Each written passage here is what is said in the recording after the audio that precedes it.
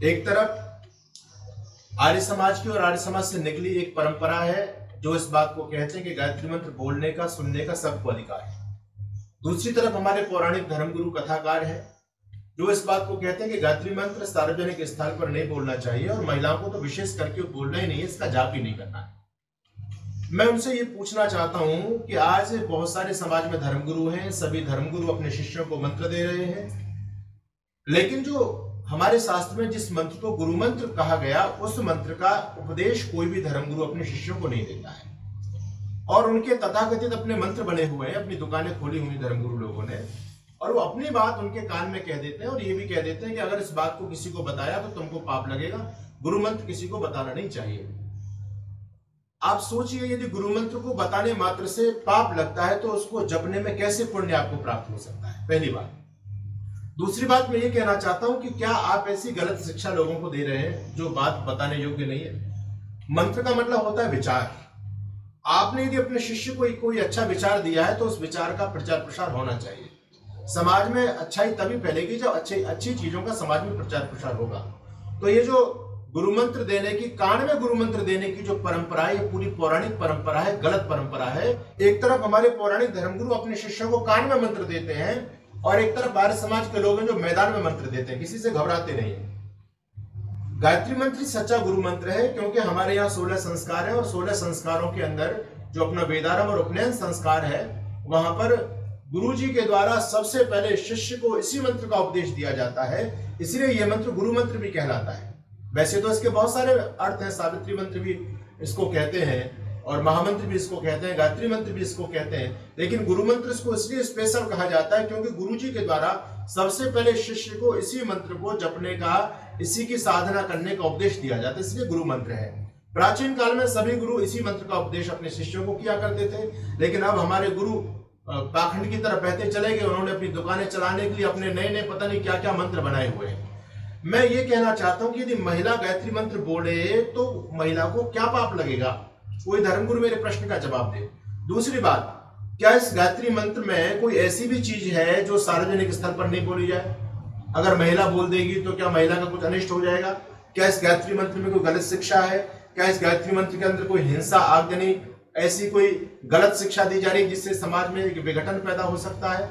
अरे गायत्री मंत्र तो महामंत्र है, सारे मंत्रों का निचोड़ है ये मंत्र। इस मंत्र में कितनी पावन शिक्षा है, परमात्मा का हम ध्यान करते हैं और परमात्मा से अपनी निर्मल बुद्धि की कामना हम करते हैं। तो इस मंत्र को यदि महिला बोलेगी तो दिक्कत क्या है महिला को मंत्र बोलने में? दूसरी बात मैं ये कहना चाहता हूं कि महिलाओं को वेद अधिकार नहीं है वेद सुनने का, और हमारे पौराणिक धर्मगुरु कहते हैं कि गायत्री मंत्र उसी को बोलना है जिसके पास में यज्ञोपवीत हो। बिना यज्ञोपवीत के कोई मंत्र नहीं बोल सकता, ये बात बिल्कुल ठीक है। और हमारे यहाँ परंपरा ये भी है कि बिना यज्ञोपवीत के यज्ञ भी कोई कर्मकांड नहीं होता है। पहली बात, आप स्त्रियों को कर्मकांड के समय यज्ञ कुंड पर क्यों बिठाते हैं? ये भी तो प्रश्न पैदा होता है। जब महिलाओं को जब कोई कर्मकांड करने का, यज्ञादि शुभ कर्म करने का बिना यज्ञोपवीत के अधिकार प्राप्त नहीं होता यजमान को, तो फिर महिलाओं को तुम अग्निकुंड पर क्यों बिठाते हो? दूसरी बात यह है कि यज्ञोपवीत का मतलब है यज्ञ का उपवीत, यज्ञ का वस्त्र। यज्ञ करने का अधिकार प्राणी मात्र को है। और रही बात यज्ञोपवीत की, कौन से वेद मंत्र में ऐसा लिखा हुआ है कि महिला यज्ञोपवीत धारण नहीं कर सकती? अभी हमारे धर्मगुरु बार बार वेद की बात लेकर के आते हैं कि वेद में महिलाओं के लिए गायत्री मंत्र का निषेध है और यज्ञोपवीत का निषेध है। मैं नहीं समझता क्या इन्होंने कोई अपना घर का स्पेशल कोई वेद बनाया हुआ है? हमारे यहाँ 4 वेद हैं, चारों वेदों में एक भी मंत्र ऐसा प्राप्त नहीं होता जो मंत्र ये कहता हो कि महिलाओं को गायत्री मंत्र नहीं पढ़ना चाहिए, नहीं उसका जाप करना चाहिए या यज्ञोपवीत नहीं लेना चाहिए। वेद का उपदेश प्राणी मात्र के लिए, उसमें महिला भी है, उसमें शूद्र भी है, उसमें वैश्य भी है, उसमें क्षत्रिय भी है और उसमें ब्राह्मण भी है। वेद किसी वर्ग विशेष की बापोती नहीं है, किसी की संपत्ति नहीं है। बहुत से लोग जो ये कहते हैं स्त्री शूद्रोलाधीयताम, स्त्री और शूद्रों को वेद सुनने का कोई अधिकार नहीं है, ये बात बिल्कुल अवैधिक है, ऐसा कुछ भी नहीं है। आर्य समाज के संस्थापक महर्षि स्वामी दयानंद जी महाराज ने वेद का प्रमाण देते हुए इस बात को पूरे पौराणिक जगत के सामने सिद्ध किया था कि वेद सभी सुन सकते हैं। वेद का पढ़ना, पढ़ाना और सुनना, सुनाना प्रत्येक सनातनी का परम धर्म है, चाहे वो शूद्र हो, चाहे वो वैश्य हो या क्षत्रिय हो, चाहे वो महिला हो। किसी प्रकार का कोई पक्षपात परमात्मा की व्यवस्था में किसी के प्रति नहीं है। जिस प्रकार से परमात्मा के बनाए सभी पदार्थ प्राणी मात्र के लिए है, परमात्मा की अग्नि सबके लिए है, वहां कोई पक्षपात नहीं है। परमात्मा का बनाया सूर्य सबके लिए है, परमात्मा की बनाई वायु सबके लिए है। ये जितने भी जल आदि जो पदार्थ भगवान ने दुनिया में बनाए हैं, इस पर प्राणी मात्र का अधिकार है। उसी प्रकार से वेद भी परमात्मा की सौगात है, वेद भी अपौरुषीय है। वेद परमात्मा की देन है, तो परमात्मा के पदार्थों पर सबका अधिकार है, तो पवित्र वेद वाणी पर भी प्राणी मात्र का अधिकार है। आप किसी को रोक नहीं सकते। दूसरी बात, हमारे बड़े बड़े धर्मगुरु बड़ी बड़ी कथाएं करते हैं और धर्मगुरु के नाम से समाज में प्रसिद्ध है। वस्तुतः देखा जाए तो इन्होंने शास्त्रों को पढ़ा बिल्कुल भी नहीं है। रामायण की बड़ी बड़ी कथा करते हैं, लेकिन रामायण को इन्होंने पढ़ा नहीं है। आप रामायण को पढ़ के देखेंगे तो उसमें भी माता कौशल्या यज्ञ करती हैं, भगवान कृष्ण और भगवती सीता, भगवती माता सीता गायत्री का जप करती है, संध्या करती है।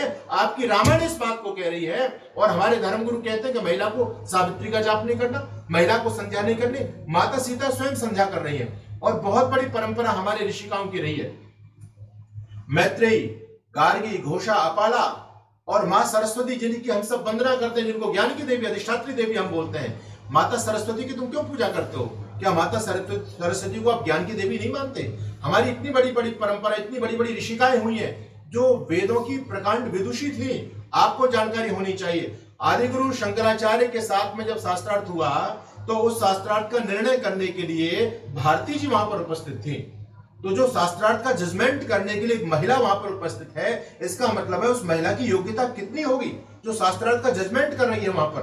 तो ये वैदिक परंपरा रही है। हर स्त्री को वेदादि पढ़ने का अधिकार आर्य समाज के संस्थापक महर्षि स्वामी दयानंद जी महाराज इस बात को कहते हैं।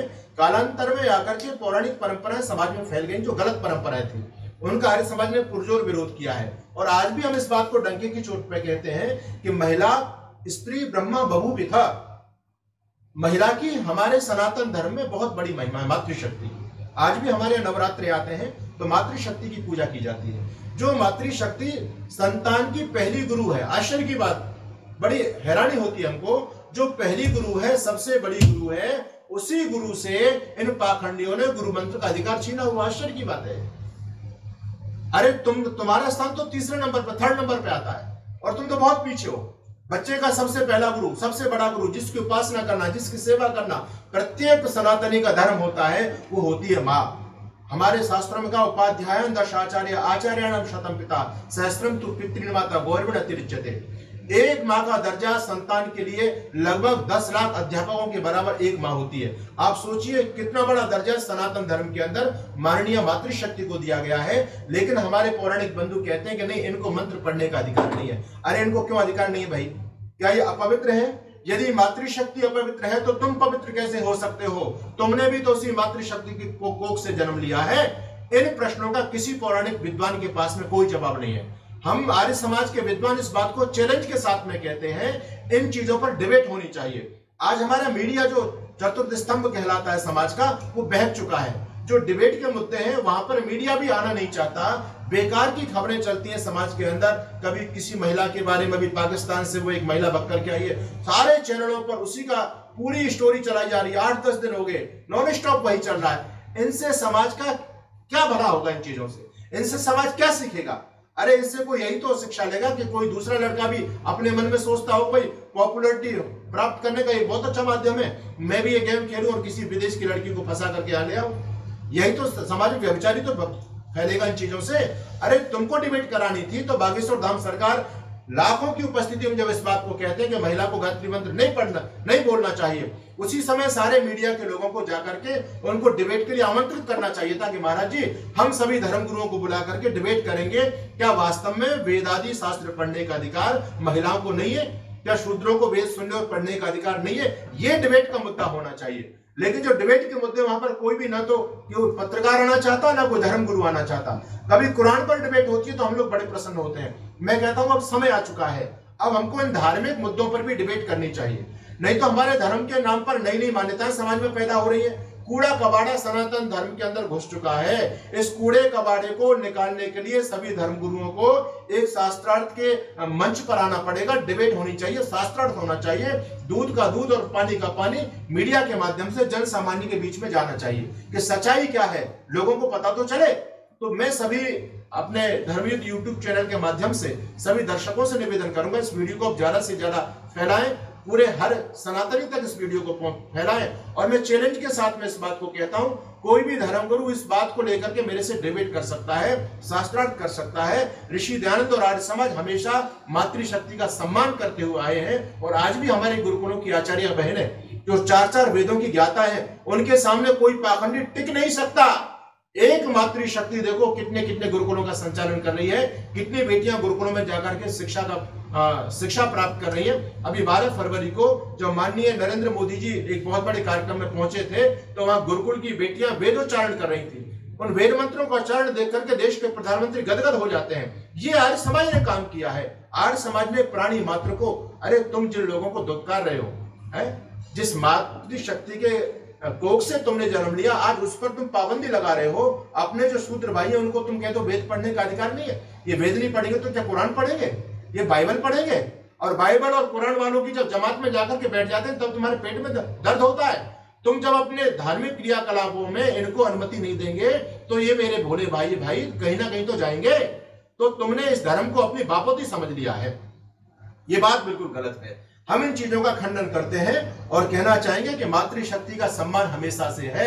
वेद के प्रमाण है, महाभारत के प्रमाण है, रामायण के प्रमाण है, अनेक प्रमाण हमारे पास में है। हम हर इस पाखंडी धर्मगुरु को चैलेंज करते हैं, चाहे वो वर्तमान शंकराचार्य हो, चाहे बड़े बड़े धर्मगुरु हो, जो इस बात की वकालत करते हैं, बार बार बकवास करते रहते हैं कि महिलाओं को वेद पढ़ने का अधिकार नहीं है, महिलाओं को गायत्री मंत्र बोलने का अधिकार नहीं है, महिलाओं को यज्ञोपवीत पहनने का अधिकार नहीं है, महिलाओं को कर्मकांड करने का अधिकार नहीं है। ये बात सारी अवैधिक है। इसके लिए आर्य समाज का मंच हमेशा शास्त्रार्थ के लिए तैयार है। मुझे बताएं, बागेश्वर धाम सरकार महिला यज्ञोपवीत क्यों नहीं पहने? अरे यज्ञोपवीत 3 ऋणों का प्रतीक है, 3 ऋणों का। क्या महिला के ऊपर ऋण नहीं होते? क्या ऋण केवल पुरुष के होते हैं? क्या एक लड़का ने मां का स्तनपान किया है? क्या लड़की मां का दूध नहीं पीती? क्या माता पिता ने जो परिश्रम अपने लड़के को पैदा करने में, उसके करियर को बनाने में लगाया है, वो परिश्रम एक लड़की के जीवन के लिए नहीं लगाया? तो जिस प्रकार से लड़के के ऊपर वो ऋण चढ़ते हैं, वो ऋण तो मातृशक्ति के ऊपर भी चढ़ते हैं। उनको भी सेवा करनी चाहिए, उनके ऊपर भी ऋषि ऋण है, उनके ऊपर भी पितृ ऋण है, और तो ये उनके ऊपर भी देव ऋण है। तो हमारे सनातन धर्म में किसी प्रकार का कोई पक्षपात नहीं है, ना स्त्री पुरुष में कोई पक्षपात है, ना कोई वर्ग विशेष में पक्षपात है, ना कोई ब्राह्मण क्षत्रिय। ये कोई जन्म से नहीं होते, ये सभी कर्म से होते हैं। व्यक्ति का कर्म से ही व्यक्ति महान बनता है, और कोई बड़े कुल गोत्र खानदान में पैदा होने से कोई बड़ा नहीं होता।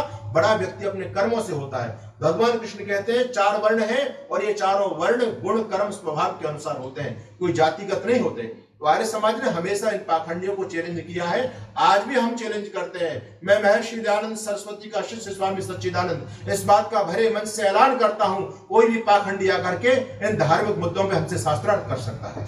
इस वीडियो को ज्यादा से ज्यादा से आप पहुंचाइए।